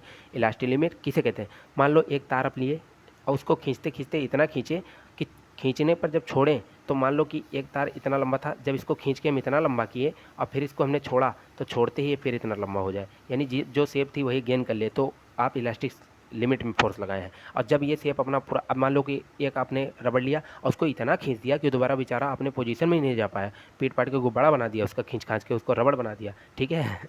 तो ऐसा हो जाए जब, तो इलास्टिक लिमिट से ज़्यादा फोर्स लगा दिया, और जब इलास्टिक लिमिट से ज़्यादा फोर्स लगाते हैं तो उसमें एक विकृति उत्पन्न हो जाती है, यानी जैसा शेप था उससे बिगड़ जाता है, इसे हम पदार्थ में स्थायी विकृति उत्पन्न कहते हैं। तो इंपॉर्टेंट कंसेप्ट था, सीख लीजिए। यंग प्रत्यास्था गुणांक का मात्रक भैया बहुत बार पूछा जा चुका है, इसकी बीमा पूछी जा चुकी है, मात्रक पूछा जा चुका है, कितनी बार बताऊँ। पहले देखिए गामा = क्या होता है, फोर्स अपॉन एरिया, और L/L क्या होता है, ये stress upon strain, stress upon strain. Strain क्या होता है, change in length upon original length, तो L से L कट जाएगा, change in length upon original length, तो इसके तो कोई बीमा होगा नहीं, तो इसको गायब ही कर दो। फोर्स अपॉन एरिया का बीमा यही यंग प्रत्यास्था का बीमा होगा, तो स्ट्रेन कट गया। स्ट्रेस क्या होता है, फोर्स अपॉन एरिया, और फोर्स क्या होता है न्यूटन, और एरिया क्या होता है मीटर स्क्वायर, तो न्यूटन पर मीटर स्क्वायर, इसका हो गया मात्रक। लेकिन इसका डायमेंशन पूछे तो न्यूटन यानी फोर्स का मैंने आपको डायमेंशन रटाया था, चिल्ला चिल्ला के जितना मैंने डायमेंशन आपको पढ़ाया है पूरे यूट्यूब पे सर्च मार लीजिए अगर मेरे इतना किसी ने आपको डायमेंशन पढ़ाया हो। चैलेंज के साथ बता रहा हूँ, कोई क्वेश्चन छोड़ा नहीं हूँ मैंने। जितने भी कॉम्पिटिटिव एग्जाम है आपके 12th बोर्ड के लेवल के, NDA, navy, air force, Allahabad university entrance, BHU entrance, सारे आपके उसी से कंसेप्ट कवर हो जाएंगे, ठीक है। चलो, MLT -2 है, MLT -2, अब उसको डिवाइड कर देंगे L² से, तो L से L खत्म हो जाएगा, ऊपर L चला जाएगा, तो ये -1 T -2, ये इसका बीमा है, इसको ऐसे निकालेंगे, याद रखिएगा। चलिए, यंग प्रत्यास्था का अब आओ। किसी पदार्थ का प्रत्यास्था गुणांक सामान्यतः ताप बढ़ाने पर बढ़ता है, ऐसा क्यों होता है, जब प्रत्यास्था गुणांक ताप बढ़ाने पर बढ़ता क्यों है, तो याद रखिए कि the coefficient of elasticity normally क्या कहते हैं, decreases with increase in temperature, क्योंकि जब हम टेम्परेचर इंक्रीज करते हैं तो कोहेसिव फोर्स जो उनके बीच में होता है संसंजक बल, वो आपस में वीक हो जाता है, और वीक होने के कारण, ठीक है, अगर मान लो ताप बढ़ा दिए हमने, तो ताप बढ़ाने पर वो जो कोहेसिव फोर्स वीक हो गया और प्रत्यास्थता गुणांक इस तरह से जो है आपका घट जाता है टेम्परेचर इंक्रीज करने पर। अरे प्रत्यास्थता क्या होता है, इलास्टिसिटी ही तो होती है। और जब आपस में जैसे मान लो बिल्कुल चिपके चिपके चिपके चिपके हमने ये तार लिया, इसको जब खींचा तो अपनी शेप में आ जाएगा, लेकिन अपने इसमें थोड़ा सा हीट कर दिया तो बीच के जो मॉलिक्यूल्स हैं वो थोड़ा अलग अलग हो गए। सपोज दैट ऐसे ऐसे ऐसे ऐसे तार आपका हो गया। अब इसको जैसे ही खींचेंगे आप तो इसका जो यंग मॉडुलस है वो घट जाएगा। अरे कहने मतलब प्रत्यास्थता सीमा कम हो जाएगी, प्रत्यास्थता कम हो जाएगी। तो टेम्परेचर इंक्रीज करने पर प्रत्यास्थता कम होती है, रट्टा मारो। टेम्परेचर इंक्रीज करेंगे तो प्रत्यास्थता कम होगी, टेम्परेचर बढ़ाएंगे तो प्रत्यास्थता कम होगी, टेम्परेचर घटाएंगे तो प्रत्यास्थता बढ़ेगी। यानी temperature is inversely proportional to प्रत्यास्थता। याद कर लीजिए, रट लीजिए, बहुत बार ये क्वेश्चन पूछा जा चुका है, बहुत बार। चलो नेक्स्ट क्वेश्चन की ओर हम लोग आते हैं।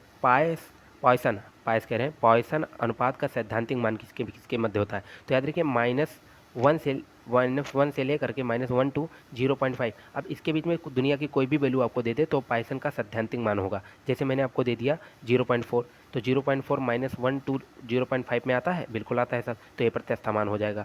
0.3 दे दिया, ये प्रत्यास्थता मान हो जाएगा। जो इस रेंज में आएगा वो सैद्धांतिक मान हो जाएगा, पॉइसन का प्रत्यास्थता मान। चलो, theoretical range of Poisson ratio is between -1 से लेकर 0.5 तक। आओ नेक्स्ट क्वेश्चन देखते हैं हम लोग।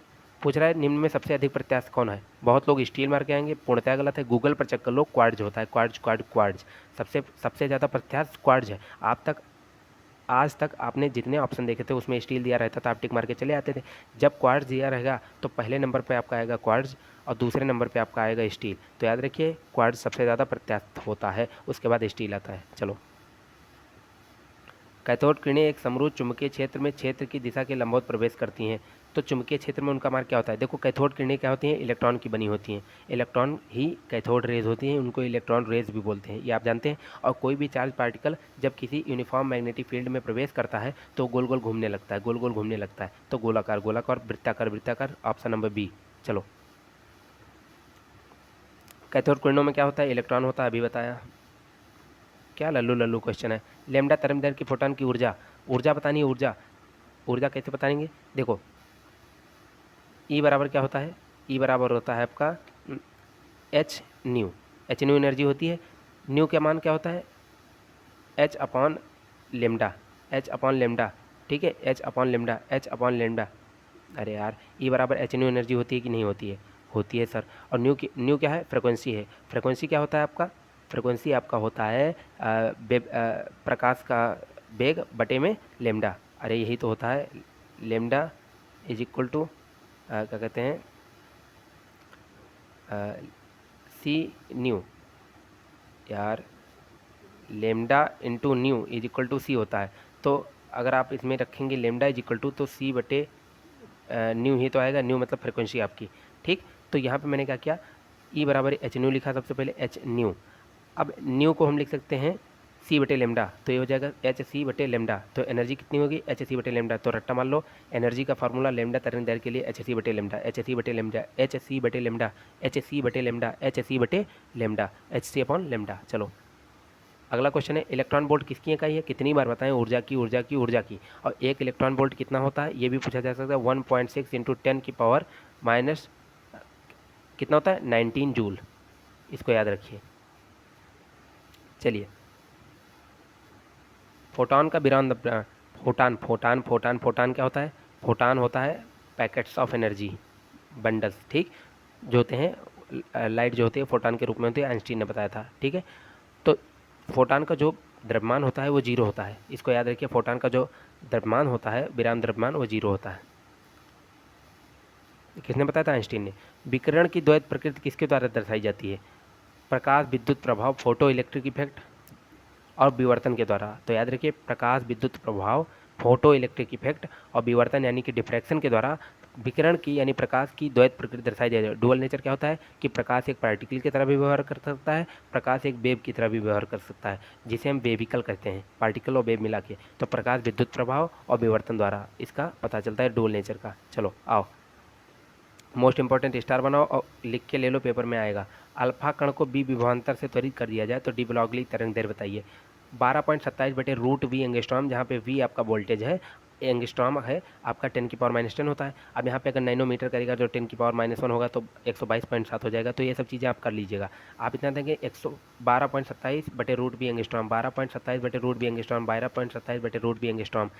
ये क्या होता है? ये तरंग दैर्ध्य का मान होता है किसके? अल्फा कण के। कब? जब भी विभवांतर से होते त्वरित किया जाता है। चलो आओ,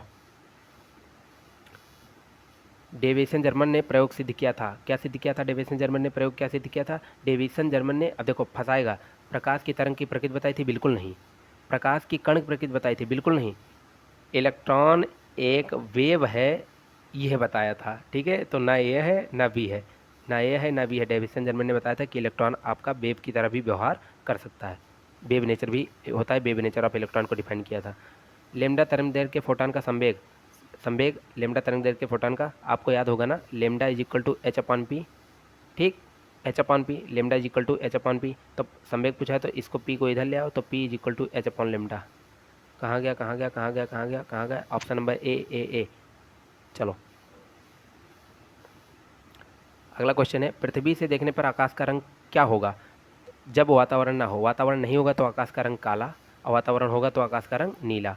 तो इस तरह से आपका ऑप्शन ए करेक्ट हो जाता है। यानी कि आप अंतरिक्ष से अगर आकाश को देखेंगे तो आपको काला दिखाई देगा, जहाँ पे वायुमंडल नहीं है वहाँ से आकाश को देखेंगे तो काला दिखाई देगा।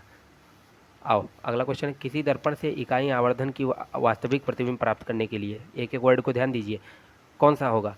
तो बहुत लोग समतल लगा के आएंगे कि भैया समतल में जितना बड़ा ऑब्जेक्ट होता है उतनी बड़ी इमेज बनती है, लेकिन समतल में इमेज जो मेरे बच्चा बनती है वो इमेज आभासी होती है। यहाँ तो वास्तविक पूछा है, आप गए फंस और ऑप्शन कर दिए गलत, और पेपर करके आए और कहे सर किए तो क्वेश्चन 200 थे, नंबर आए कुल 180 या 160।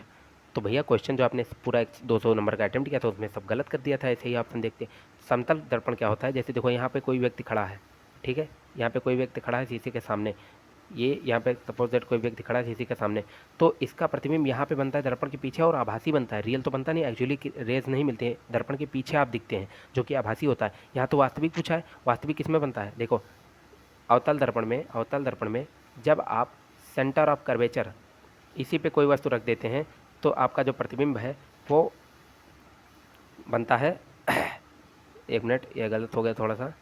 जब आप अवतल दर्पण में सेंटर ऑफ कर्वेचर पे ही कोई वस्तु रख देते हैं, ठीक है, यहीं पे आपने वस्तु रखी तो एक किरण फोकस से पास करेगी, एक किरण यहाँ से जाएगी जो यहाँ पे मिलेगी, और यहीं पे आपका प्रतिबिंब बन जाएगा सेंटर ऑफ कर्वेचर पे ही, और ये वस्तु के बराबर ही बनता है। यानी कि वास्तविक प्रतिबिंब बराबर मतलब जो है बराबर इक्वल प्राप्त करने के लिए आपको अवतल दर्पण की आवश्यकता चाहिए।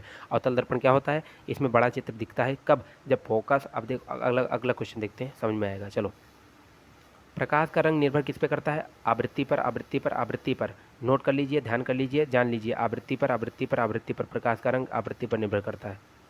अगला क्वेश्चन आता है, कह रहा है एक वस्तु समतल दर्पण से 0.5 मीटर की दूरी पर है, तो वस्तु तथा प्रतिबिंब के बीच की दूरी, अब देखो यह है आपका समतल दर्पण, कह रहा है 0.5 दूरी पर इससे एक वस्तु है 0.5, फिर से एक यहाँ पे समझाते हैं आपको। यह है आपका दर्पण, समतल दर्पण, यहाँ से 0.5 सेंटीमीटर की दूरी पर एक आदमी सपोज दैट खड़ा हुआ है। अब इसकी इमेज कहाँ बनेगी? उतनी ही दूर बनेगी जितनी दूर खड़ा है, तो ये भी 0.5 होगा। यहाँ इस आदमी की इमेज बन गई। अब पूछ रहा है इससे इसकी दूरी, वस्तु से इमेज की दूरी, तो 0.5 प्लस 0.5 ये 1, तो ऑप्शन नंबर आपका कौन सा करेक्ट हो जाएगा? एक कहाँ पे दिया? 1 मीटर, ऑप्शन नंबर बी। चलो अगला क्वेश्चन पे हम लोग आते हैं। बस खत्म होने वाला है, टेंशन मतलब उड़ गया फिजिक्स, सब खत्म, इससे ज़्यादा कहीं नहीं आएगा। जितने वीडियो आज तक बना दिए हैं उसी से पढ़ लो, बार बार रिवाइज कर लो, वही आ जाएगा। उत्तल तथा अवतल लेंस की फोकस दूरी क्रमशः 0.5 मीटर और 1 मीटर है, तो संयोजन में लगाए गए हैं, तो उक्त संयोजित लेंस की क्षमता बताइए। 0.5 मीटर कौन सा है? उत्तल लेंस का। तो देखो क्या पूछा है, लेंस की क्षमता क्या होती है? लेंस की क्षमता होती है P equivalent is equal to P1 plus में P2। तो P1 क्या होगा? उत्तल लेंस की निकालनी है, तो ये हो जाएगा 1/f, यानी कि 0.5 प्लस में 1/1 गलत हो गया। क्यों गलत हो गया? क्योंकि दूसरा जो है 1 मीटर जिसका क्या कहते हैं फोकस दूरी है वो अवतल है, और अवतल की जो फोकस दूरी होती है वो हमेशा निगेटिव। उत्तल लेंस और उत्तल दर्पण की फोकस दूरी हमेशा पॉजिटिव, अवतल लेंस और अवतल दर्पण की फोकस दूरी हमेशा निगेटिव। तो ये निगेटिव आएगा, निगेटिव, और यहाँ से पॉइंट लगाएं तो 0 बढ़ेगा, तो 5 दूनी 10, यहाँ 2 हो गया, और माइनस में 1, तो यानी 1 आपका आंसर इसका सही हो जाएगा। तो चलिए कहाँ पे दिया, कहाँ पे दिया, एक डायोप्टर, एक डायोप्टर, एक डायोप्टर, एक, ये ऑप्शन नंबर ए, एक डायोप्टर इसका आंसर सही हो जाएगा। चलो आओ, अगला क्वेश्चन है, निम्न लेंस अथवा निदान से, निम्न लेंस अथवा निदान से माइओपिया, माइओपिया क्या होता है? Short sightedness, short sightedness. और ये शॉर्ट साइटेडनेस क्या होता है आपका? अरे निकट दृष्टि दोष महाराज जी, निकट दृष्टि दोष होता है माइओपिया का मतलब।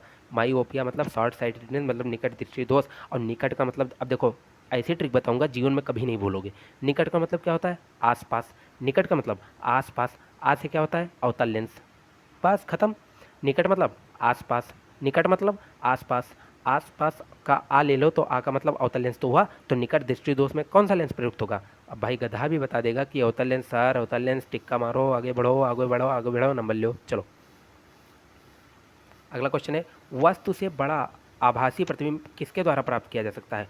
मैंने क्या कहा था, जब आप किसी अवतल दर्पण को लेते हैं और यहाँ पे सपोज दैट इसका फोकस है, यहाँ पे पोल है, यहाँ पे कहीं आप ऑब्जेक्ट रख देते हैं, तो जो इसका जो प्रतिबिंब बनता है वो देखो यहाँ पे बड़ा बनेगा, ठीक, बड़ा बनेगा, यहाँ पे नहीं बनता है, सॉरी मैं इसको गलत कर दिया। अवतल दर्पण, अवतल दर्पण, अवतल दर्पण, यहाँ पे जब आप फोकस, फोकस यहाँ पे आप कोई ऑब्जेक्ट रखते हैं पोल और फोकस के बीच में, तो यहाँ से सपोज दैट जाती है, तो ये रे यहाँ पे जाती है और ये रे यहाँ पे जाती है, तो एक्चुअली मीट करके पीछे पे एक इमेज बनता है दर्पण के पीछे, और वो आभासी बनता है, तो अवतल दर्पण यहाँ पे आपका ऑप्शन सही हो जाएगा। वस्तु से बड़ा आभासी प्रतिबिंब प्राप्त करने के लिए अवतल दर्पण का इस्तेमाल किया जाता है। समतल में बराबर बनता है और उत्तल में हमेशा छोटा बनता है। चलो अगला क्वेश्चन कौन सा है, निकट दृष्टि दोष को दूर करने के लिए उपयोग में कौन सा लेंस लाते हैं? अवतल, अवतल, अवतल। निकट मतलब होता है आसपास, निकट मतलब आसपास, और आ का होता है अवतल, तो निकट दृष्टि दोष को दूर करने के लिए अवतल लेंस, और दूर को दूर दृष्टि दोष को दूर करने के लिए उत्तल लेंस। दो तरंगों की तीव्रताओं का अनुपात 4:1 है, तो इनके आयामों का अनुपात होगा।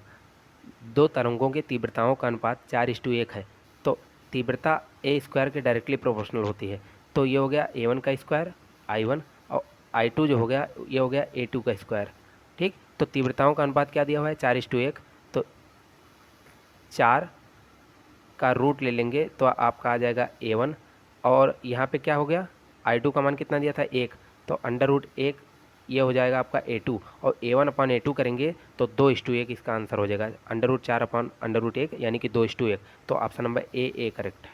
चलो आओ, ख़त्म भैया। तो बहुत उड़ चुका है, ठीक है, बहुत उड़ चुका है, इसका मतलब क्या हो गया? उड़ा दिया गया है हम लोग ने। बहुत सारे क्वेश्चन मैंने आपके इसमें निपटवा दिए हैं, बहुत सारे। मैंने सारे क्वेश्चन लगभग आपके 11-12 के जितने टॉपिक से इंपॉर्टेंट क्वेश्चन हो सकते थे भैया मैंने सब करवा दिए हैं। अब आपको कुछ नहीं करना है, आपको खाली प्लेलिस्ट में जाके सारी वीडियोस को इंटू 2 इंटू 1.5 पे भरा भर देखते जाना है, 6-7 बार देख लेना है। अरे भैया आपके पास अभी 4 दिन है महाराज, 4 दिन में जानते हैं क्या हो जाएगा? 4 दिन में आपके पास 10-10 घंटे निकालो तो 40 घंटे हो गए, और 40 घंटे में इंटू 2 पे मेरे कम से कम 4-4 बार लेक्चर आप देख लेंगे, और पूरे के पूरे लेक्चर 3-4 बार रिवाइज करके चले जाइए। एज इट इज पेपर में आपको 30 से 35 क्वेश्चन तो मेरे नोट्स से देखने को मिल जाएंगे। अगर यहाँ से आएंगे नहीं, अलग से आएंगे, तब भी आप उसको कर ले जाएंगे, क्योंकि अगर मैं आपको 15 किलोमीटर दौड़ने की ट्रेनिंग दे दूँ तो आप 8 किलोमीटर अपने आप से दौड़ ले जाएंगे। तो इतना एडवांस चीज़ें मैंने आपको इसमें थोड़ा बहुत पढ़ा दिया है कि इर्द गिर्द ही इसके पेपर घूमेगा, बस इधर उधर जाना नहीं है, ठीक है। तो इस तरह से मैंने फिजिक्स के लगभग सारे के सारे न्यूमेरिकल, सारे के सारे कंसेप्ट और क्वेश्चन आपके ख़त्म कर दिए हैं पढ़ा के, लगभग 300-400 क्वेश्चन में किया। अब इससे ज़्यादा क्वेश्चन आपको प्रैक्टिस करने की ज़रूरत भी नहीं है, मैं तो आपको 1000 क्वेश्चन करवा दूँ, लेकिन जो इंपॉर्टेंट थे मैंने वही करवाए। अब आना होगा तो इसी में से आएगा, और नहीं आना होगा तो भैया आएगा भी नहीं, तब मैं सबका चाहे जे एडवांस का क्वेश्चन आपको करवा दूँ, जे मेंस का, उससे भी नहीं आएगा। तो विश्वास मानिए 400-500 क्वेश्चन इनको आप बार बार प्रैक्टिस करिए, इन्हीं से आएगा। मैथ, फिजिक्स, केमिस्ट्री कहीं बाहर नहीं जाएगा, और आराम से इसको पढ़िए, ठीक है। और चैनल को शेयर, सब्सक्राइब, लाइक कर दीजिए अगर इच्छा हो तो, और नहीं इच्छा है भैया तो कोई दिक्कत की बात नहीं है, मैं तो पढ़ा ही रहा हूँ, आप पढ़िए, खाली आप पढ़िए, पढ़कर रैंक अपना ले आइए, और चैनल को ना लाइक सब्सक्राइब करिए, कोई दिक्कत की बात नहीं है, ठीक है। लेकिन आप पढ़िए, पढ़कर सिलेक्शन लीजिए, वही गुरु दक्षिणा होगी, वही मेरा उपहार होगा, ठीक। तो पढ़ाई करते रहिए, तब तक मिलते हैं नेक्स्ट वीडियो में। और देखो बहुत सारे लोग परेशान ना हो, कल मैं हिंदी के 200 क्वेश्चन डाल दूंगा, 200 क्वेश्चन में से 20 क्वेश्चन जो आपके हिंदी में छपने वाले हैं वो उसी में से छप जाएंगे, गारंटीड। ठीक, तो उसके लिए भी आप तैयार रहिए, कल 200 क्वेश्चन उसका आ जाएगा। और मैथमेटिक्स मैंने लगभग पूरा ख़त्म कर दिया है, उसको भी आप देख लीजिए प्ले लिस्ट में जाके। मैंने केमिस्ट्री के लगभग सारे क्वेश्चन खत्म कर दिए हैं, उसको जाके आप प्ले लिस्ट में देख लीजिए। ऑर्गेनिक केमिस्ट्री तो पूरी की पूरी एक ही वीडियो में निपटा दी है मैंने। इनऑर्गेनिक केमिस्ट्री के अधिकतर क्वेश्चन मैंने आपको करवा दिए हैं, उनसे भी बाहर नहीं जाने वाला। इस तरह से सारे के सारे क्वेश्चन लगभग मैंने आपके कवर करवा दिए हैं। अब इससे ज़्यादा आप कुछ कर भी नहीं सकते, वही को आप पढ़ लीजिए, बार बार रिवाइज करके वो पेपर देने चले जाइए। अब मैं आपको हिंदी का खाली कल क्वेश्चन अपलोड कर दूँ और जीके जीएस का बहुत लोग की डिमांड आ रही है, बहुत सारे लोग की, कि भैया किसी भी तरह से आप बायोलॉजी के क्वेश्चन अपलोड करिए। तो मैं बायोलॉजी के क्वेश्चन भी अपलोड करने की कोशिश करूंगा। आपके पास 4 दिन का समय है, 200 क्वेश्चन बायोलॉजी की भी आपके अपलोड कर दूंगा, ठीक है। तो टेंशन मत लो, पढ़ाई करते रहो। और जीके जीएस का मैं वीडियो लाने वाला हूँ जल्द ही, कल 100 क्वेश्चन का लगभग जीएस का और 200 क्वेश्चन हिंदी का, ये मैं वीडियो पोस्ट कर दूँ। उसके बाद आराम से जाइए और पेपर देकर आइए और सिलेक्शन लीजिए। तब तक के लिए मिलते हैं नेक्स्ट वीडियो में। अपना अपने परिवार का ख्याल रखिए, खुद का ख्याल रखेंगे तो अपने परिवार का ख्याल रख पाएंगे, तो वो आपका ख्याल रख पाएंगे, जिससे आप आगे बढ़ पाएंगे। ठीक है, तो मिलते हैं नेक्स्ट वीडियो में, तब तक के लिए धन्यवाद, जय हिंद, गुड नाइट। यहाँ तो रात होने वाली है, आप किस टाइम लेक्चर देख रहे हैं ये आपका मन, ठीक है। चलिए मिलते हैं नेक्स्ट वीडियो में, ओके। ध्यान रखिएगा, पढ़ते रहिए, पढ़ते रहिए, बिल्कुल बस पढ़ाई ही है, इतना जानिए, कोई किसी का काम नहीं आता है, पढ़ते रहिए, ठीक है। धन्यवाद, जय हिंद।